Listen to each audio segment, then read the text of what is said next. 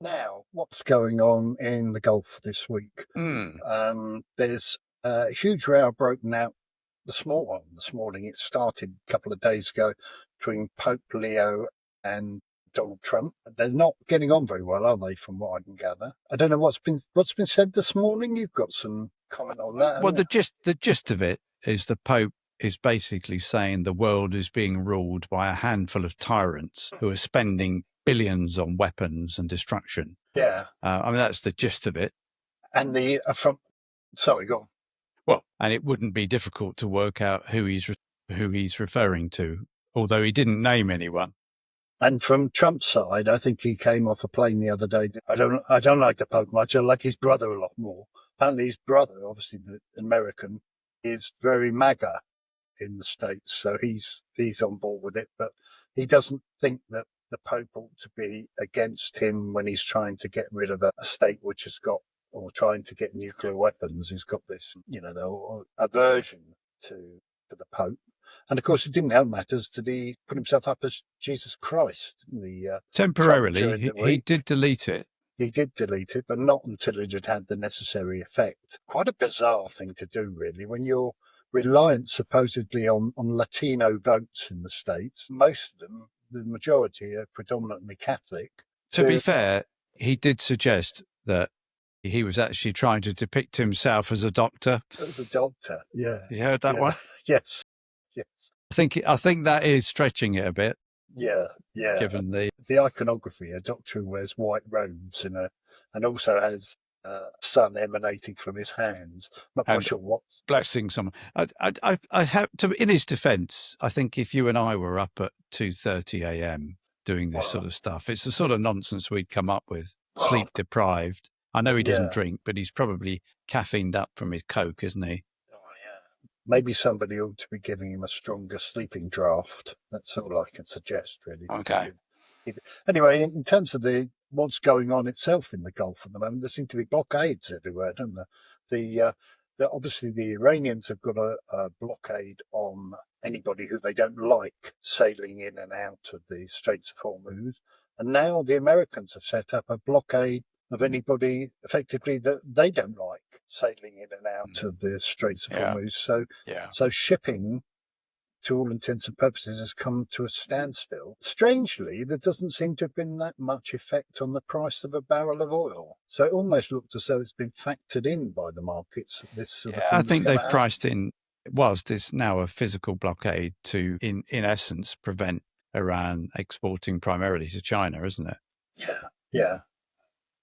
To obviously hit their coffers, but the general market, as you say, already priced in because hardly anything was getting through. What I haven't really caught up with is whether any tankers bound for China are actually getting through, whether they're Chinese flagged or otherwise. Well, there was talk yesterday about one getting through, albeit the Americans are saying this morning on Mr. Hegseth, as you know, has had a press conference this morning, and they're suggesting that nothing is getting through. That they showed, screen grab, and one of the generals, I forget, I don't think, was General Kane? Kane and Cooper, they had an admiral who was very on message. But Admiral Cooper. Yeah, he was suggesting that they were pulling up alongside these boats and saying, we'll board you if you don't turn back, and that they were taking note of that and turning back. So now we're in a position where they're talking about having another round of talks. They're actually saying that was going to happen by the end of the week. But the Iranians are also suggesting that if this continues, they will stop shipping in the Red Sea, which apparently they have control over as well. So that will put more pressure on the international community to get something done. Meanwhile, the Europeans are meeting to decide once the fighting stops, they're then going to provide safe passage through the Straits of Hormuz, which is I'm not suggesting that we ought to be getting involved in opening up the Straits of Hormuz militarily, but you would have thought that once an agreement's signed, there isn't really going to be much. Well, that's what Trump would say, isn't it? Once it's all done and dusted and we've done the heavy lifting, you're suddenly appearing. But there is an interesting political angle as to which leader is seen to be the broker of the European response, isn't it? I think this is where Sir Keir feels quite comfortable. So he likes to try and be at the top table, doesn't he? And I'm sure that Macron and the Germans would want to be there as well. So it'd be interesting to see who fronts that, because I haven't seen any of that. Well, there's a meeting on Friday, isn't there? Okay. That's in Paris. Oh, right. But Well, it's meant to be jointly hosted by Sir Keir and Macron. And a I bit think like it's the coalition of the willing. Then. the coalition of them. Well, there's 40 countries taking part, mind. I mean, all Sir Keir's friends or all Britain's friends in the Gulf are going to be there. And Okay. I noticed that Trump again this morning is talking about, he's quite irritated because the Iranians are talking again about taking tolls to let people through the Straits of Hormuz. Yeah. And he's saying that they're not going to take, if anybody's going to take tolls, we're going to take tolls. So Okay. I'm not quite sure how that's going to pan out. But these negotiations are supposedly ongoing. The thing I was looking at this morning was who wants what out of these negotiations and who holds all the cards, to use a Trump expression. Trumpism. Yeah. Yeah. And it's quite interesting, isn't it? Because I think Trump needs a swift resolution to this, in the sense that he's got the midterms coming up.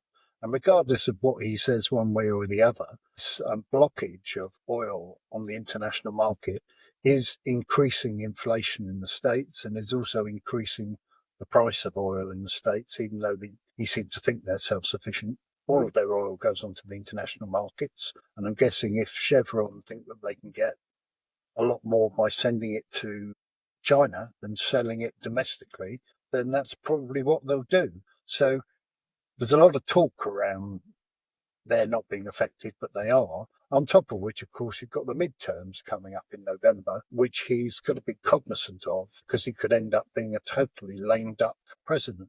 Now, if you and I know that, the Iranians are perfectly cognizant of that as well. They can go on they've weathered the storm so far. I'm not quite sure that there's much more other than blowing up desalination plants and doing exactly the same as Putin's doing in Ukraine, hitting energy supplies in terms of electric grids and what have you, that they can do to Ukraine to get them back to, well, not back to the negotiating table, but more acquiescent in what they're putting forward at negotiations.